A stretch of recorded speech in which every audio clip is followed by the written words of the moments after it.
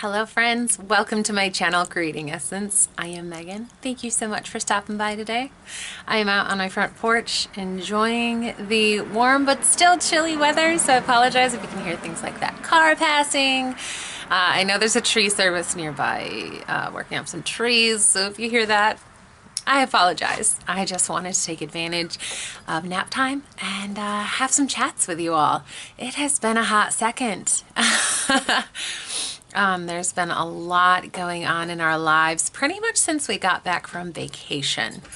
It has been stressful, and good stressors and bad stressors, but we've been dealing with it all, and there's been a lot of new things going on in our family.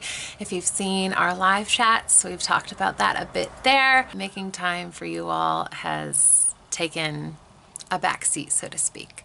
So I wanted to take some time and prioritize this right now during nap time, which means hanging out on the front porch with a little bit of outdoor noise. Those of you who follow us on social media have probably realized for the past month or two I've been pretty quiet.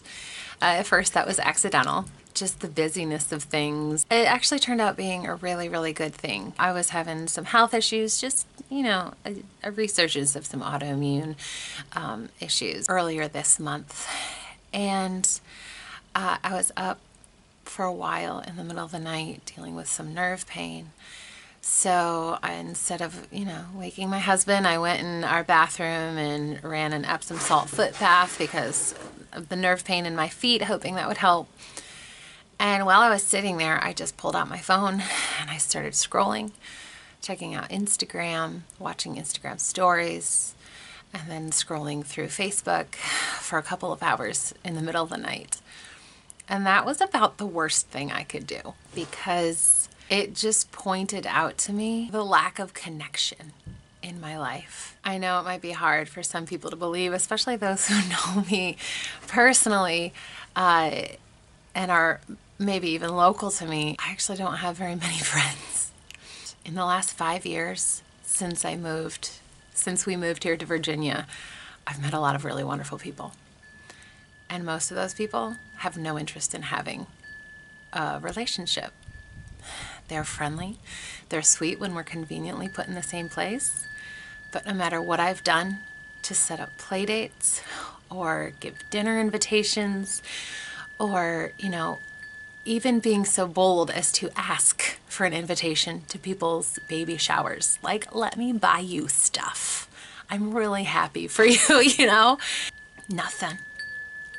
In the last 5 years, I've been invited to 2 baby showers, and I know at least 30 people I would consider friends who've had baby showers. And I mean, baby showers aren't the only thing. That's just a good example of just one way that people are, doing things and getting together on a regular basis, and I never cross anybody's mind as someone who is a friend who's worthy of that invite list. I'm an introvert, and I have tried putting myself out there in so many ways. They say, oh, make the fun for yourself. So I would try hosting the play dates. Almost always had to cancel because no one showed up. Or we've just gone to a park and ended up playing by ourselves. I've tried putting myself out there and serving on teams and helping with community groups and being like leader in different community groups, and it doesn't seem to matter. I mean, when we're at MOPS in the same place, people are really sweet and they seem to care, but the moment that I leave their sight, I am persona non grata. I just don't seem to cross their minds. And that a couple of hours where I was just scrolling through Instagram and watching Insta stories and scrolling through Facebook pointed out how much just in the last few weeks that I hadn't been really active on social media, all of these people very local to me, whom I consider friends, whom I know in all the same ways, have all been getting together and doing fall things and kids' birthday parties and holiday things, and never once did anyone say a word to me or anyone in my family. I started to feel very upset, like very upset. Why am I not good enough?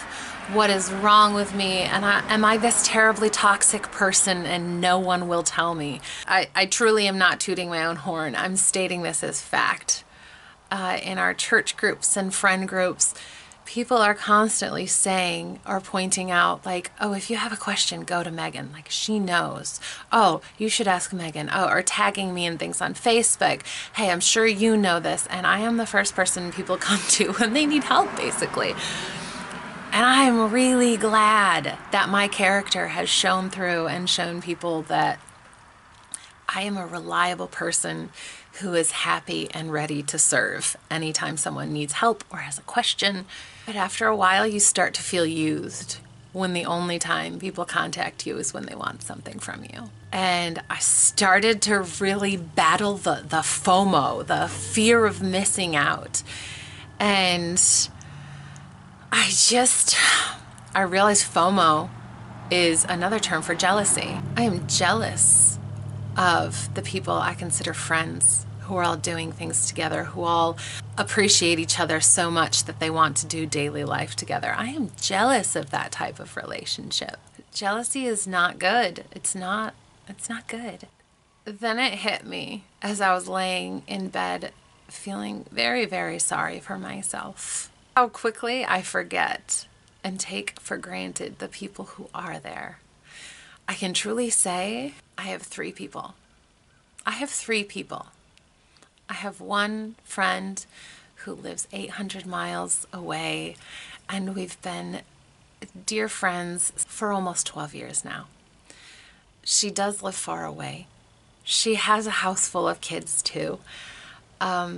So our contact is not as much as I would like. And it can make me feel really disconnected, not because of anything either of us are doing wrong, just because that's how it is. I used to have a friend who was here, who was very dear, and it was so fulfilling to have that person who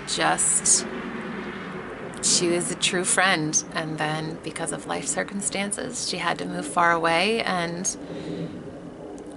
it's one of those things where I don't know if she's too busy or she just truly hasn't seen all my messages asking how they're doing, but I have barely heard from her in the last year. And it's a bit heartbreaking. I have another friend who lives 1,400 miles south. And she has a busy family and is homeschooling and deals with much more profound chronic illness than I do. And just like my friend in New York, my friend in Florida, we can't stay in touch very often because they're so far away. I heard this TED Talk, and if I can find the link, I will link it below. But it was this woman who was basically, in short, answering the question, what is wrong with millennial moms? Why are they so depressed? Why do they struggle so much? Probably a 30-minute talk lumped into a couple sentences. Is that they aren't connected. They don't have the community. They have a cell phone. They have a cell phone that they can text or call or email or Facebook post or tweet anyone at any hour, and that seems so connected. But it's not real connection. She cited some statistics to support her stance, but I think most of us moms can agree just from life experience it's pretty darn true. But one statement that she made that was so profound to me was, if more women had like 1 or 2 best friends, or like a best friend, in that sense where you do life together, there would be so much less depression, so much less anxiety, so much less need for therapists. Because what moms and people in general, but especially moms who are in the trenches of motherhood, really need is someone who is bearing witness to their life every single day, who knows what's going on, who says, I see you, I'm with you, And so few people have that now. We have cell phones. that virtually connect us to anyone for anything. But as far as real human connection and truly bearing witness to even the mundane in each other's lives, so few people have that. I have one local friend who I have shared my heart with in these ways, and she said, I feel the same. And she's the one who, because this is not the first time I've shared my heart. If you're on my Instagram, you know that. I've talked about it plenty of times, and I have plenty of people who respond to my Instagram saying, yes, me too, let's get together and do something, and then nothing. She's the one person who's heard my heart and said, yes, let's do it. And will call me on an evening and say, are you busy? I'm out of the house. Can you meet me in 20 minutes and we can have coffee? Yes. She will text and say, hey, we're having a really hard day here. Can we have a play date and just change scenery? Yes. And then we just let our kids play. Her house or mine, messy or clean, who cares? And our kids play, and we just talk about whatever's going on. We talk about the important and the mundane, and we talk about everything. And it has been such a breath of fresh air. But how quickly I can forget those things when I am scrolling through social media, seeing all the things that all the people are doing together and never, ever, ever inviting me. So I purposed in my heart to distance myself from Facebook, from social media. I distanced myself significantly from Facebook a couple of years ago because I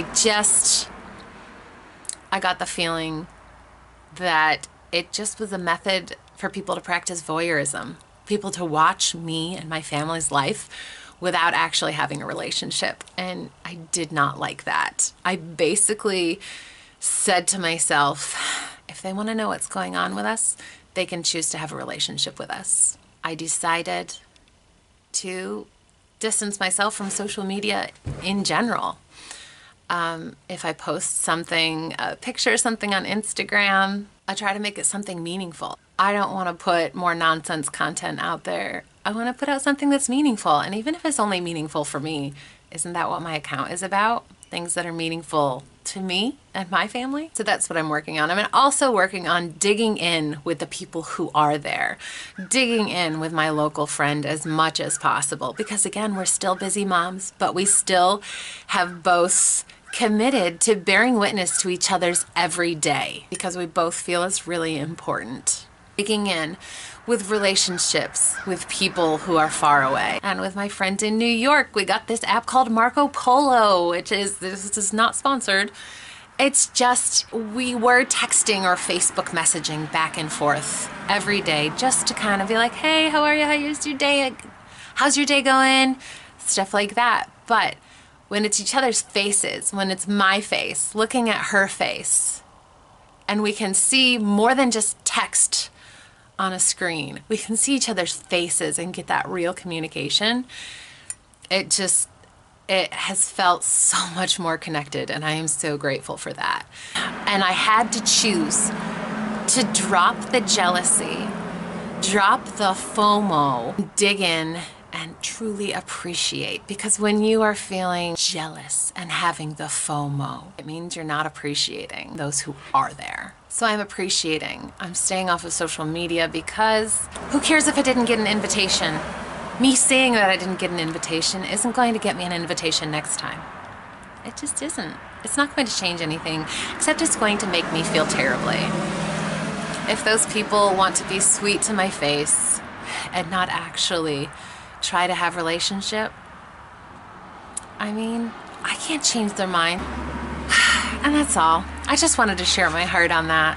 If you can relate, I would love to hear about it in the comments below. Tell me how you battle FOMO and fight back against mommy rejection, or how you have built community and relationships. I would love to hear about it. Thank you so much for sticking around today, friends. If you like this video, give it a thumbs up.